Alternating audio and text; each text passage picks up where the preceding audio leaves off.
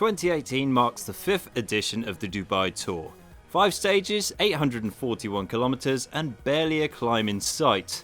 No wonder then that the who's who of sprinters are in attendance. Kittel, Cavendish, Viviani, Degenkolb, Christoph and Groenewegen to name a few. This year Skydive Dubai hosts the start of every stage, with day 1 taking the riders from there over 167 kilometers of pan-flat route, eventually finishing at the nearby Palm Jumeirah. It didn't take long for the early break to form. Nathan van Hooijdonk, son of the famous Eddie Bosberg, was the first to go. The BMC rider was soon joined by Daniel Teklehaimanot in his first outing for Team Cofidis, Andy Fenn of Aqua Blue, Charles Planet of Team Novo Nordisk, and young rider Youssef Mohamed Al Mansouri riding for Team UAE.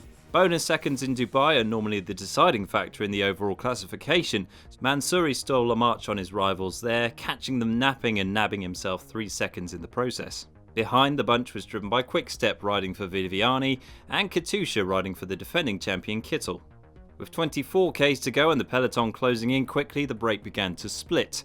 Andy Fenn made a strong move and was joined shortly after by Planet. The two managed to double their advantage, an effort that proved too much for Planet, who could do nothing as he watched Fenn ride into the distance. Even with a 1 minute advantage, it was always going to be a tough task for a solo rider, and with just under 10 Ks to go, Fenn was swept up by a bunch now moving at blistering speeds. As they approached the Palm, a touch of wheels caused a number of riders to hit the deck, but it appeared that most of the sprinters emerged unscathed. Into the last kilometre and it seemed as though Quick-Step had judged things perfectly. Lead-out specialist Fabio Sabatini delivered Viviani brilliantly, but equally well drilled were Lotto and El Jumbo. Dylan Groenewegen kicked with 200 metres to go and nobody could get around him, partly because there wasn't enough room between him and the barriers. Closest to Groenewegen, albeit on the other side of the road, was Magnus Cort of Astana, while a replay shows a visibly frustrated Kittel, whose chain came off after he swerved to avoid the Astana rider.